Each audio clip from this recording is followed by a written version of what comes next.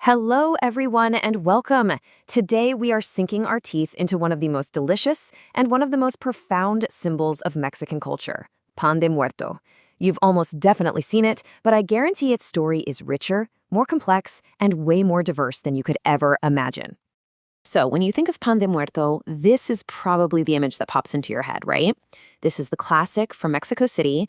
It's a soft, sweet bun, usually flavored with orange blossom water, and it has those little strips of dough on top that look like bones. And of course, it's absolutely showered in sugar. This is the version that's become a global icon for the Dia de Muertos celebration. But what if I told you that iconic bun is just the tip of the iceberg? I mean, seriously, across Mexico, this bread of the dead takes on dozens of incredible forms. We're talking different shapes, different flavors, and different colors that each tell a unique story about their home region. So today, we're going to go on a little journey to uncover the amazing diversity behind this single secret loaf of bread. Okay, so before we start our tour across Mexico, we really need to understand the blueprint. Let's break down all the rich symbolism that is packed into that classic loaf we all recognize. It's like we're decoding a delicious secret.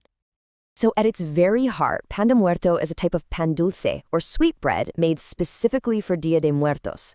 And it's not just for eating. It's a centerpiece of the ofrenda. That's the altar that families create to welcome the spirits of their loved ones back home.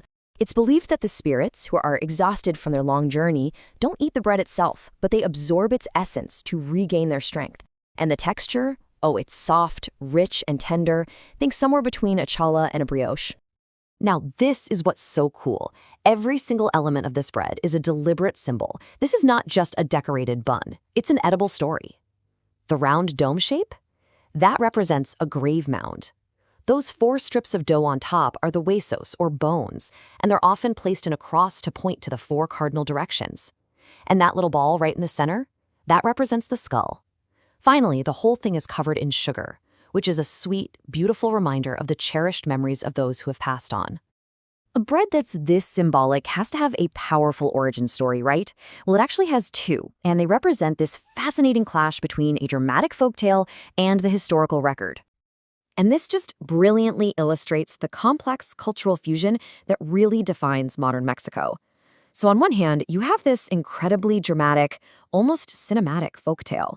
It claims that in a pre-Hispanic ritual, a maiden was sacrificed and her still-beating heart was put in a pot of amaranth. The legend says the Spanish conquistadors were horrified by this and forced the natives to replace the heart with a sweet bread instead. It's a powerful story, but there's no real historical evidence for it. On the other hand, historians point to a much clearer ancestor, the Spanish pan de animas, or soul bread, a European tradition that was brought over to the Americas.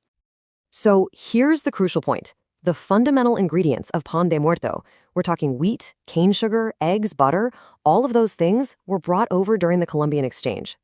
The Spanish had their own tradition for All Saints and All Souls Day where they would bake these soul breads and leave them as offerings on graves. When this practice was introduced in colonial Mexico, it just merged with these really powerful pre-Hispanic beliefs about honoring the dead. The indigenous peoples adopted the practice, but over centuries, they completely transformed it into something uniquely and beautifully Mexican. Okay, now for the really fun part. We are going on a whirlwind tour across Mexico to see just a few examples of how this tradition has absolutely blossomed. You can forget the one-size-fits-all idea. This is where the story gets really, really interesting. Our first stop is Oaxaca, which is a total culinary capital.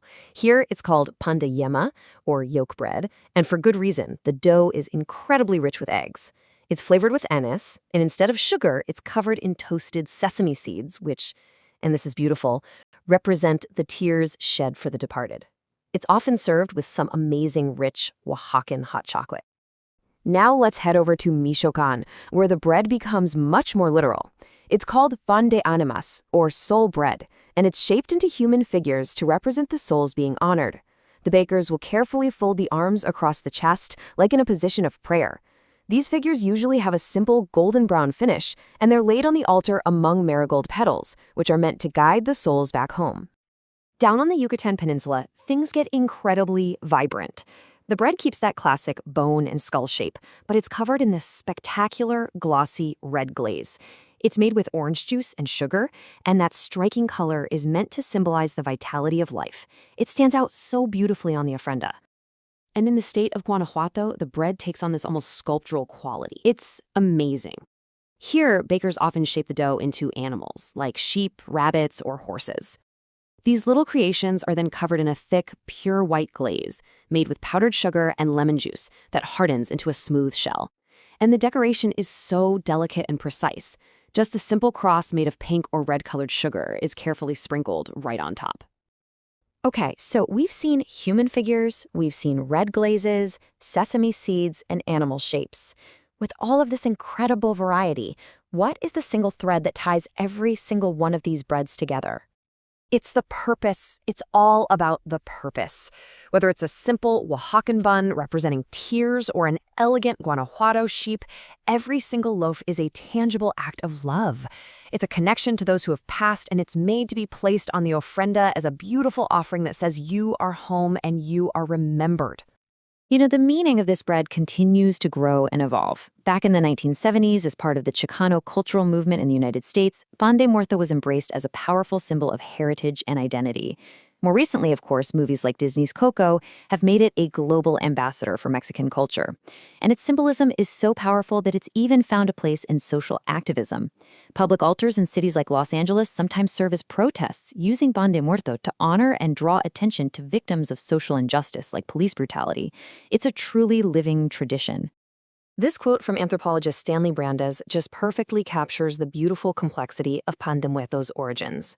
He points out that the celebration doesn't revolve around a native staple like a tortilla, but a European one, bread. And that's such a profound observation. It brilliantly summarizes the syncretism at the heart of this tradition. It's an indigenous worldview celebrated through a colonial medium that has been transformed into something entirely new and uniquely Mexican. The story of Pan de Muerto is, of course, specific to Mexico, but the impulse behind it, that is universal. Food is memory. It's how we keep stories alive, and it's how we honor the people we've loved and lost. So, as we've explored this incredible tradition, it leaves us with a question for you to think about. What food connects you to those you remember?